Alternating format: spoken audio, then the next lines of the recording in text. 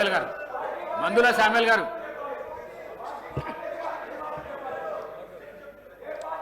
ధన్యవాదాలు అధ్యక్ష. కేటారు మీకు హరీష్ రావుతో పొలిటికల్ ప్రమాదం గుర్తుపెట్టుకోరు. ఎందుకంటే నీ చెల్లె ఒక వికెట్ ఎగిరిపోయింది, నీ పని బట్టే ఖాయం. ఎందుకంటే మీరు పోటీపడి దోచుకున్న రాష్ట్రాన్ని. మీ అందరికంటే ఎక్కువ హరీష్ రావు దగ్గరనే పైసలు ఉన్నాయి, అందరికంటే ఎక్కువ హరీష్ రావు దగ్గరనే పైసలు ఉన్నాయి. ఇక్కడ ఉన్న ఎమ్మెల్యేలు కేటీఆర్ గారు మీ మాట ఎవరు చెప్పండి, ఆడ ఉన్న ఎమ్మెల్యేలు ఎవరెవరు మీ మాట ఇటరో చెప్పండి. హరీష్ రావు మాట వింటారు. రేపు నేను ముంచేది ఖాయం, గుర్తుపెట్టుకోండి. ఎందుకంటే 2001 నుంచి చూస్తున్నాను. చెప్తాయినా మీరు గౌరవ కేసీఆర్ గారి మీద ఇట్లా కత్తులు కోలాడ ఆడుతాం బిడ్డ. కబర్తారు. ఏమనుకుంటున్నావు? మా పరికత్తులు లేసేనుకో నీ గడికి ఏమైనా కడతామని చెప్తామని చెప్తున్నా. ఎవరు బెదిరిస్తున్నావు? అందుకోసమనే దళితులంటే గిరిజనులంటే లెక్కలేని తన మీద మీరుంటే మీ గడిలో దొర్ర రోజు కూడా వస్తారు కూడా తెలుస్తారు. నేను అందుకోసమనే ఇమ్మీడియట్లీ అధ్యక్ష వాళ్ళు కడియం సిఆర్ గారికి బేజాబ్తా క్షమాపణ చెప్పాలని డిమాండ్ చేస్తా ఉన్నా నేను. ఇవాళ ఇంకొక మాట, ఇవాళ కాళేశ్వరం కట్టినాడు అదే కేసీఆర్ గారు ఫడ్నవీస్ ముఖ్యమంత్రి గారిని జగన్ గా ఆనాడు ఆంధ్రప్రదేశ్ ముఖ్యమంత్రి జగన్ పిలిచాడు. ఆనాడు ఇరిగేషన్ మినిస్టర్ ఎవరు? హరీష్ రావు గారు. నీ పేర్లే ఊర్లేడా, మీ పథకాల పంచాయతీ వచ్చి నిన్ను కూడా పిలవలే. అందుకోసం మీ కుటుంబాలలో వెళ్ళి ఉన్నాయి. అందుకోసం కాంగ్రెస్ పార్టీని తెలంగాణ వేలాది మంది తెలంగాణ రక్త తర్పణ చేసి తెలంగాణ తెస్తే నిట్టాయిలో దోచుకున్నారు. మీ పంపకాలు కూడా పంచాలు వచ్చినాయి. అందుకోసం ఆ పంచాలను కాంగ్రెస్ మీద రుద్దాన్ని కూడా మీకు హెచ్చరిస్తా ఉన్నా నేను. ఎడమ బుజ్జు గారు. అధ్యక్ష, మేం కొత్త సభ్యులం, వీళ్ళ చిల్లర చేస్తాన్ని చూసి బాధపడుతున్నాం అధ్యక్ష. నేను మొన్న ఎంత ప్రిపేర్ అయ్యి వచ్చానంటే మీరిచ్చే రెవెన్యూ సబ్జెక్ట్ మీద కావచ్చు, ఆ రెవెన్యూ సబ్జెక్ట్ వస్తే వాళ్ళ భూ కబ్జాల గురించి నేను మాట్లాడుతాను అధ్యక్ష. కానీ నాకు అవకాశం రాలేకపోయింది, వాళ్ళు చిల్లర చేసే వల్ల నేను మాట్లాడలేకపోయినా అధ్యక్ష. మొన్న 2, 3 గంటలు 4, 5 గంటలు నేను ప్రిపేర్ అయిన అధ్యక్ష. ఈరోజు వాళ్ళు చేసే చేష్టను చూసి మేము కొత్త సభ్యులుగా బాధపడుతున్నాం, సిగ్గుపడుతున్నాం అధ్యక్ష. ఈరోజు కౌశిక్ రెడ్డి గారు ఆ చేష్టలేని అధ్యక్ష. నా అక్క చెల్లెలను నేను నా అమ్మలతో సమానం, అక్కడ వాళ్ళు కూడా వీళ్ళు కూడా నా అమ్మలతో సమానం. ఈరోజు సబితా ఇంద్రెడ్డి గారు అక్కడ ఉన్నారు, మా కోవలక్ష్మి గారు అక్కడ ఉంది. అతను చేసే లక్ష్య ఈరోజు పెద్ద మనిషిని చూసి ఇట్లా రండి ఏమధ్యక్ష, ఏమైనా సిగ్గుందా? ఈరోజు చిన్న శాసనసభ్యుడిగా నేను చెప్తున్నా, మేము మీలో చూసి నేర్చుకోవాలి. మీరు చేసే వ్యవహారం ఏంటిది అధ్యక్ష? మా ముఖ్యమంత్రి గారు ఏం చెప్పారు? సిఐడి ఎంక్వైరీ పెట్టిస్తామన్నారు, ఎంక్వైరీ చేస్తామని చెప్పినారు. కానీ ఏం అధ్యక్ష, ఒక దళిత సంబంధించిన బిడ్డ ఈరోజు సీనియర్ నాయకులు కనీసం వయసును చూసి కూడా మనం గౌరవించకపోతే ఈ సమాజానికి ఏం సంకేతం అధ్యక్ష? మేమందరం చూసాం అధ్యక్ష. వీడియో రికార్డుని ఓపెన్ చేయండి. ఈరోజు కౌశిక్ రెడ్డి గారు చేసే వ్యవహారం ఈరోజు తుపాకీతోటి ఇట్లా చేసుకుంటూ భయపెట్టడం కాదు. ఈరోజు తుపాకీ పట్టిందే మా సీతక్క, అడవిలో ఉన్నది అడవిలో తిరగండి. ప్రజాస్వామ్యత వారే సమస్యల పరిష్కారం ఈరోజు చట్టసభలు వచ్చింది అధ్యక్ష. ఈరోజు మా మంత్రి అయితే సహించలేరు, మా సీతకి అవహేళన చేస్తారు, ఆమెను బాధపెడతారు. ఈరోజు కడియం సిఐ గారిని ఇష్టం వచ్చినట్టు ఈరోజు మీరు భయపెడుతున్నారు. ఏ రోజు ఆదివాసులు దళితులు ఈరోజు చట్టసభల్లో ఉంటే ఇదా మీ ఆచారం, ఇదేనా మీ సంస్కృతి? అయినా మీ కేసీఆర్ గారు ఇదే నేర్పించారా? మీ అవసరమైతే మీ కేసీఆర్ గారిని చట్టసభలు వచ్చి మాట్లాడమని చెప్పండి. మీరేదో ఇక్కడ వచ్చేసి ఇష్టారీతిగా మేము కొత్త సభ్యులుగా మేము మాట్లాడాలంటే మేము నిజంగా తలవంచుతున్నాం. ఈరోజు మా దళిత వారు ఈరోజు స్పీకర్ గారు ఉంటే స్పీకర్ గారిని కూడా ఇబ్బంది పెట్టే విధంగా స్పీకర్ గారు ఎంత చెప్పినా వినకుండా ఈరోజు నిన్న మా యొక్క బాలనాయక్ గారికి చట్టం చెప్పినా వినకుండా గిరిజన బిడ్డ చెప్తే వినడు, ఒక ఆదివాసి బిడ్డ ఎందుకు కూర్చోవాలి? మీరు కూర్చోవాలి, నేను కూర్చోడనా? స్పీకర్ చెప్తే నేను కూర్చుంటా, మీరెవరైనా కూర్చోబెట్టడానికి? భయపెడితే భయపడడం కాదు, మేము కూడా ఉద్యమాల నుంచి వచ్చాం. ఈరోజు 10 సంవత్సరాలు ఈరోజు ఏ రకంగా దోపిడీ చేశారు, ఎవరికి న్యాయం చేశారు? ఎస్సీ ఎస్టీ బీసీ మైనారిటీని అందరినీ కూడా మోసం చేశారు. అందుకే ఆ ప్రాణిక కూర్చొని కూర్చోబెట్టారు. మళ్ళా చెప్తున్నాం, తప్పకుండా మీలాంటి వాళ్ళని తెలంగాణ ప్రజలు ఈరోజు బుద్ధి చెప్తారు. మీరు అనుకుంటున్నారు ఈ పోడియంలో మీరు ఏదో చేస్తే పేపర్లో ఫ్రంట్ పేజీలో వస్తుంది. ఫ్రంట్ పేజీలో వచ్చినా ఏం చేసినా మీకు ఎలక్షన్లు ఏ రకంగా బుద్ధి చెప్పారు, భవిష్యత్తులో కూడా మీకు బుద్ధి చెప్తారు. మరొకసారి కాంగ్రెస్ పార్టీ అధికారంలో వస్తుంది. తప్పకుండా మా సిబిసిఐడి ఎంకర్ ద్వారా మిమ్మల్ని బొక్కలేసి తప్పకుండా ఈరోజు తొక్కుతామని ఈ సందర్భంగా తెలియజేస్తాం. ధన్యవాదాలు అధ్యక్ష. సత్యం.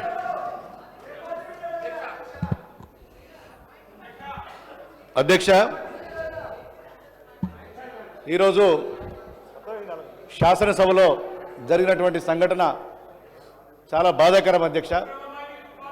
ఒక సీనియర్ శాసనసభ్యులు గత 3 దశాబ్దాలుగా ఈ రాష్ట్రంలో శాసనసభ్యునిగా, శాసన మండలి సభ్యునిగా, డిప్యూటీ సీఎంగా అనేక పదవులు నిర్వర్తించి అనేక సార్లు మంత్రిగా చేసినటువంటి పెద్దలు కడియం శ్రీహరి గారి పైన హుజురాబాద్ శాసనసభ్యులు పాడి కౌశిక్ రెడ్డి గారు ఈ రాష్ట్రంలో ఉన్న దళితుల మనోభావాలు దెబ్బతీసే విధంగా, దళితుల ఆత్మగౌరవాన్ని దెబ్బతీసే విధంగా, ఏం పీక్కుంటావో పీక్కో, నిన్ను కాల్చి పాడేస్తా, పండబెట్టి తొక్కదా అని ఒక సీనియర్ శాసనసభ్యులైనటువంటి కడియం శ్రీహరి గారి మీద వారు చేసినటువంటి వ్యాఖ్యలు చాలా బాధాకరం అధ్యక్ష. ఇలా శాసనసభ అంటే ప్రజాస్వామ్యానికి ఒక దేవాలయం లాంటిది. ఇలా 4 కోట్ల ప్రజలు ఈ శాసనసభలో ఏం జరుగుతుంది, శాసనసభలో ఏం మాట్లాడుతుండ్రు, శాసనసభ ఏ విధంగా ఇలా ప్రజలకు జవాబుదారీగా ఉంటుందని చెప్పి ఇలా చూసే సందర్భం శాసనసభ. అట్లాంటి నిండు సభలో ఒక సీనియర్ లెజిస్లేటర్ దళిత నాయకుడిని అవమానించడం ఇలా నిజంగా ప్రజాస్వామ్యానికి దుర్దినం.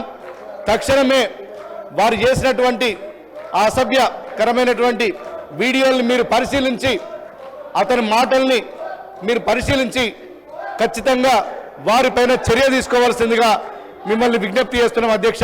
ఇలా నిజంగా ఈ రాష్ట్రంలో లక్షలాది మంది దళితుల్ని అవమానించినటువంటి సంఘటనగా నేను భావిస్తూ మీద సెలవు తీసుకుంటాను అధ్యక్ష. డాక్టర్ కవ్వంపల్లి సత్యనారాయణ. అధ్యక్ష, టీఆర్ఎస్ పార్టీకి, టీఆర్ఎస్ గౌరవ సభ్యులకి ఎవరిని గౌరవించని ప్రవర్తన ఈరోజు అన్న కొంచెం జరిగింది. ఈరోజు నిన్నట్టుండి ఒకటే రాద్ధాంతం, ఉదయం అయిందో లేదో చాలా కష్టపడి జీవితంలో ఒక లెక్చరర్గా ఉంటూ 94 నుండి రాజకీయాల్లో ఉంటున్నటువంటి కడియం శ్రీహరి గారిని పెద్ద వయసు ఒక 70 ఏళ్ల పైన ఉన్నటువంటి సభ్యుని పట్ల అసభ్యంగా ప్రవర్తించినటువంటి టీఆర్ఎస్ సభ్యులను, మరి ముఖ్యంగా పాడి కౌశిక్ రెడ్డి గారిని చూసి ఈరోజు అందరూ కూడా సభ్య సమాజం సిగ్గుపడతా ఉన్నది. కాబట్టి వీళ్ళు ఎప్పుడు కూడా దళితులను అవమానపరచడం వాళ్ళకి అలవాటు. మీ అందరికీ తెలుసు, ఆ ప్రభుత్వంలో ఉన్నటువంటి రాజయ్య గారిని కూడా ఆ రోజు అవమానకరమైన రీతిలో ఆయనను బర్తరఫ్ చేయడం జరిగింది. అంటే దళితుల పట్ల వీళ్ళకి ఏమాత్రం కూడా గౌరవం లేదు.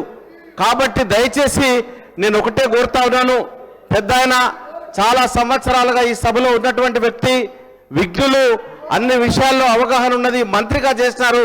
కాబట్టి నేను ఒకటే మీ అందరికి కూడా కోరుతా ఉన్నాను, ఈరోజు ఏమాత్రం కూడా ఉపేక్షించకుండా కౌశిక్ రెడ్డి గారిని సస్పెండ్ చేయాలని నేను కోరుతా ఉన్నాను. ఆయం వెంకటేశ్వర్.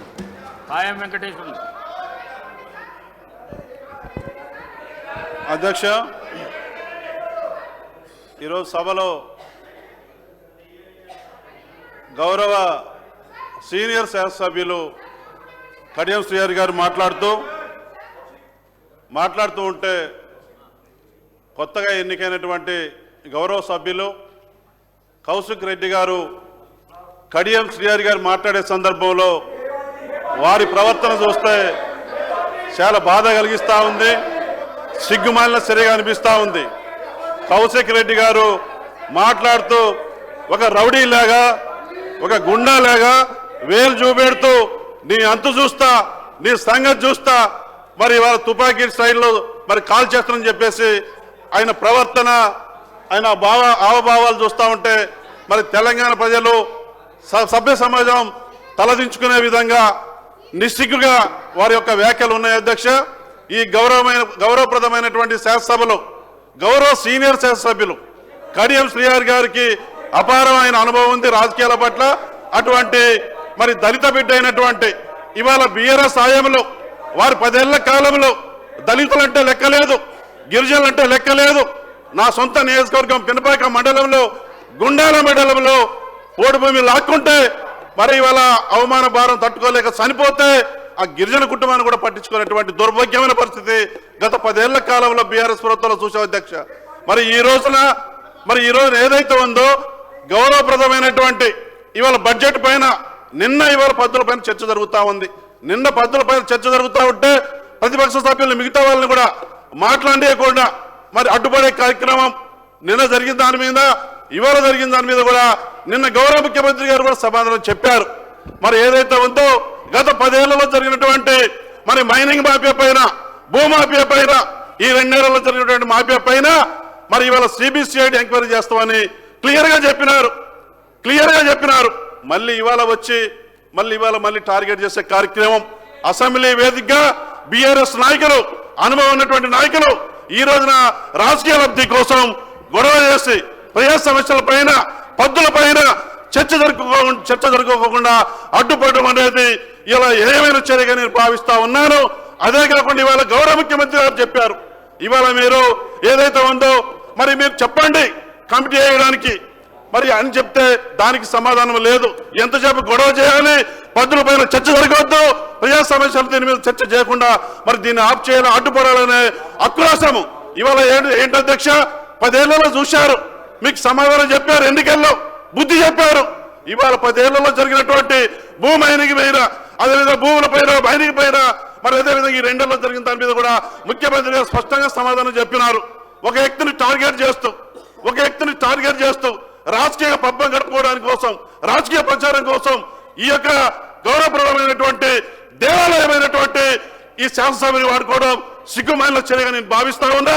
మరి ఇవాళ అనుభవం ఉన్నటువంటి 10 ఏళ్ళ అధికారంలో ఉన్నటువంటి కేటీఆర్ గారు, హరీష్ రావు కూడా మరి ఇవాళ కౌశిక్ రెడ్డి గారు తుపాకీలాగా షూట్ చేసి కాల్స్తాము, దాడి చేస్తాము, గుండాలాగా రౌడీలాగా బెదిరిస్తా ఉంటే వారు కూడా కాముగా ఉండడం అంటే ఈ సభ కొత్త సభ్యులు చాలా మంది ఎన్నికైనారు. ఈ సభలో ఏం నేర్చుకోవాలి ఆ సభలో కొత్తగా ఎన్నికల సభ్యులు? ఈ తెలంగాణ సమాజం కూడా వారి ప్రవర్తన పట్ల మరి సిగ్గుపడుతూ ఉంది, ప్రజలందరూ చూస్తూ ఉన్నారు. కాబట్టి ఏదైతే కౌశిక్ రెడ్డి గారు కొత్త సభ్యులు, గౌరవ సభ్యులు, వారి ప్రవర్తన, వారి తీరు బాగలేదు అధ్యక్ష, దాని మీద చర్యలు తీసుకోవాలా, వారిని సస్పెండ్ చేయాలని చెప్పేసి నేను కోరుతా ఉన్నాను అధ్యక్ష. Thank you. డాక్టర్ వంశీకృష్ణ.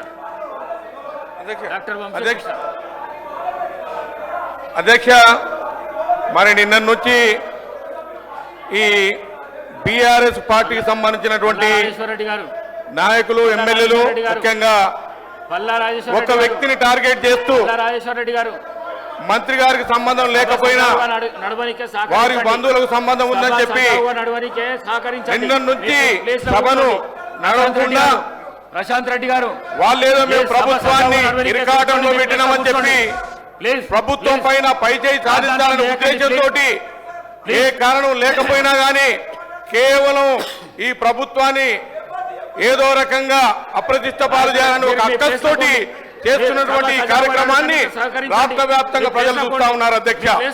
మరి గౌరవ ముఖ్యమంత్రి గారు నిన్న చెప్పారు, ఈ రోజు కూడా చెప్పారు, వారు ఏం కోరుకుంటే అది చేయడానికి సిద్ధంగా ఉన్నాం, హౌస్ కమిటీ అంటే హౌస్ కమిటీ వేస్తున్నాం, లేకుంటే సిబిసిఐడి అంటే సిబిసిఐడి అని చెప్పిన తర్వాత కూడా కావాలని ఒక ఉద్దేశంతో గడీల పాలన జరగాలి, మేము చెప్పినట్టే వినాలి.